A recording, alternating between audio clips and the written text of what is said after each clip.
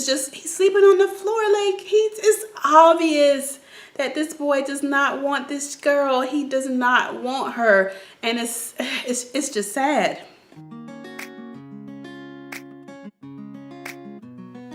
Hey guys, welcome back to my channel. My name is Cherie if you are new here, and shout out to all of the new subscribers that I have received since the last video I made, I believe, was 2 or 3 weeks ago.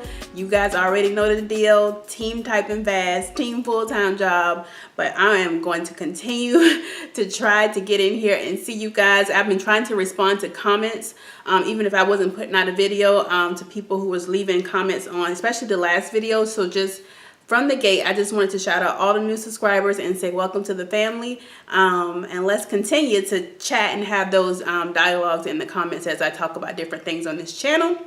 And speaking of this channel, I am in the process of kind of rebranding the channel, because initially it was started off as a makeup channel for me doing freelance makeup, which is a whole nother story at this moment, and I think I'm going to make a video about that. But I wanted to rebrand the channel, and so now it's titled Cherie Marie, because when I say my name, I have to say Cherie like Marie. And I started to name it Cherie like Marie, but I was like, I don't know how that would, I just decided to go Cherie Marie. So yeah, that is the name of the channel now. So you are still subscribed to Enhanced by Cherie. I think on Facebook I'm still Enhanced by Cherie. On Instagram I'm still Enhanced by Cherie. On Twitter I am now Carolina Cherie, because someone else already has Cherie Marie on Twitter, so I couldn't do that. So on Twitter I am Carolina at Carolina Cherie, but the little name before the at is Cherie Marie. So follow me on there. Come hang out with me on there. Sometimes when I get a chance, I tweet out some things. I haven't been on Instagram in a while either, because girl, it's been something. But that is not why you clicked on this video today. I'm sorry that you had to, I had to catch you up, because I feel like I've been gone so long. So yeah, let's go ahead and get into today's video.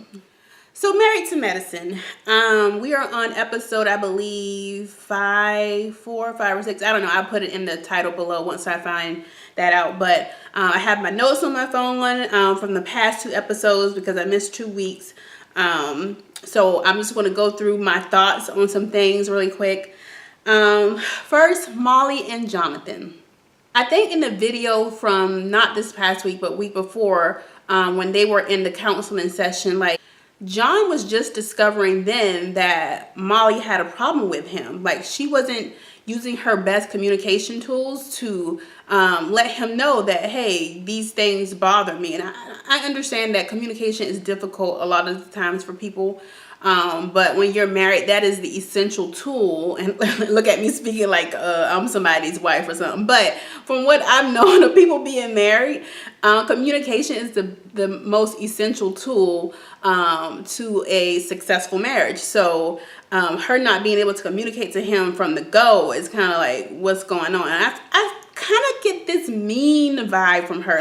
I feel like every season, the producers and directors, they typecast and they have these people that they're trying to fit into this mold to not make successful marriages, but to make good TV. And we're going to come back to that in a little bit. But yeah, and I think I mentioned it in my first initial review of this show that John, the playing was going to get to her. She kind of considers herself a goofy person to an extent, but that was going to get old and it was going to get annoying, because when I need you, I'm a fun person. I like to laugh and joke, but when it comes to serious things, I need you to turn that off for a little bit, and I need you to be a grown-up, you know? So I think that was kind of getting to her a little bit. And I don't even have the other couples with the girl who her boyfriend died. I don't remember their names. That's the couple that I think that is going to make it, possibly has the best chance of making it, but I don't even have them in my notes. But I do want to mention something. I'm put their names across here. So Cherie, when you're editing, just go ahead and put that in. That couple,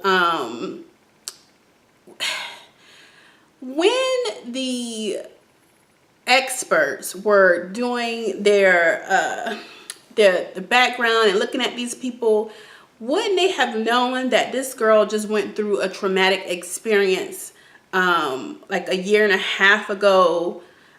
Is she really ready? Is this the best candidate for this situation? Being that this thing is already crazy because you're marrying somebody at first sight. Is she the best candidate for that? Is when they got together, nobody said that? Like, I feel like I'm not even an expert. I am the farthest thing from an expert when it comes to dating. I am terrible at dating, okay? But if I sat down and be like, hey, this isn't the best candidate for that, nobody noticed that. So although I do think they, given the circumstances and the people that we have, I do think that they have the best chance of surviving. That is a big thing. And if they can overcome that, I think they have a good chance, because the guy that she's married to, and I got to remember this dude's name. I cannot remember it. But he seems like he talks a lot. That's the only thing that annoys me with him. He talks a lot. But he seems like he knows what he wants. He's a grown man. He behaves as such. And yeah, he seems like he's present in the relationship, and he really sincerely wants it. But if they can get over that hurdle, I think they have a good chance. All right, now let's get to the main event. Shanice and Jeffy. Still continuously a hot, burning mess. And a guy that I don't know him, but I met him before in Charlotte that does these reviews, Travis.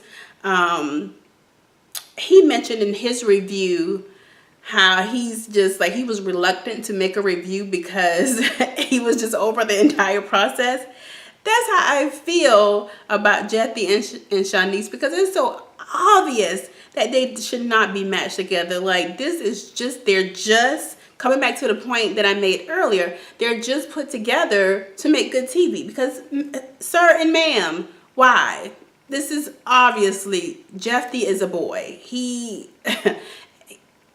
doesn't, let me slow down, because I'm getting too excited and then I'm getting mad at the same time, because I'm getting mad for Shanice. Either Jeffy is just an asshole, just all around asshole, or he's just not attracted to this girl and he doesn't know how to get out of it. I do feel, and this is just my personal opinion, that he's not attracted to this girl, and he wanted, I don't know, I feel like he wanted someone that was a little more, you know what, I don't know what Jeffy wanted. What I do know is that he doesn't want this child. He does not want Shanice, and is sad and is disheartening to watch it go down, because she's trying so hard. If anything, this girl is giving her all to this marriage, and she's just getting rejected. Like, the feeling of, like, you, in your mind, you have the scenarios like, does he want me, or you don't really know, but it's clear that she is being rejected continuously from a person that signed up to be married to her at first sight. And she's being rejected on national TV, in front of her family, in front of her friends, in front of millions of viewers. It's just, it's sad. And then on the episode from this past week, where they were, moving into their houses and finding places to live, this fool, his room was a hot, burning mess. Like, what grown man sleeps that way? I can understand. I'm not like OCD on everything, but just, I like organized chaos. Like, my room might not be put together all the time, but it's just not where it's like I may live something and something may run out. Like, I know where everything is. And that was just, and then when they do find a place to live, he's sleeping on the floor. Like, it's obvious that this boy does not want this girl. He does not want her. And it's just sad. And then there was a scene where she was talking about babies with him. I'm like, he doesn't even want to touch you, girl. Like, why is she, like, she is giving it her all. She is not giving up. I commend her for that, because there's no way that I could do that. Once he behaved the way that he did during the honeymoon, and just even like the day after they got married, like, especially during the honeymoon, I'll be out. Like, you not fixing to, and that's the language I'm gonna be using. You not fixing to be embarrassing me down to the TV, as Funky Diney would say. No, that's not gonna be happening. So yeah, I want to bring up something that I edited. I spoke about this in my last video, but it didn't make it to you guys because I edited it out. Because I just couldn't bring myself to mention it on the video, and because I don't like to, I don't know. I'm trying to find a way to say it that isn't feel like I'm coming down on Shanice, because that's not what she needs, and that's not what I want to do. I always want to support and uplift, especially Black women. And I'm saying this out of a place of love and wanting to see her be her best. Shanice, honey, I'm gonna need you to, when you know that you're having these scenes in these restaurants, I can understand when you're home, because that's what you look like when you're home. But when you when you are going out, honey, just 5 minutes, look at my Shanice, if you're watching this, look at my Shanice challenge where I use 5 products in 10 minutes. I understand that we don't have a lot of time. When I go to work this whole past week, did I put on any makeup? I think I did something on my lips, but my hair was done. There has been lots of scenes, like in her confessionals, her hair's been done, her makeup's been done, and I hate to say this because I don't want it to seem like that, but just something a little bit, honey, just a little concealer, a little lip gloss, mascara, and set it with some powder, and you're done. I'm not asking for her to be on camera with the full face of makeup every time she's on, because that is not real life. But I do want to see her looking a little bit better on camera. That's just for me. To my advice, sister to sister, if she was in my apartment right now, I would tell her this to her face. Because like I said, I said this last time, but it did not make it. But I just feel like it has to be said at this point, and I don't want people to take it the wrong way. Like you always saying Black women have to be put together all the time, because no, but just I want to see her be her best, especially with her. I think she's a cosmetologist. I just want her to just, just a little bit more. I hope y'all understand what I'm trying to say, because I don't want it to be taken the wrong way.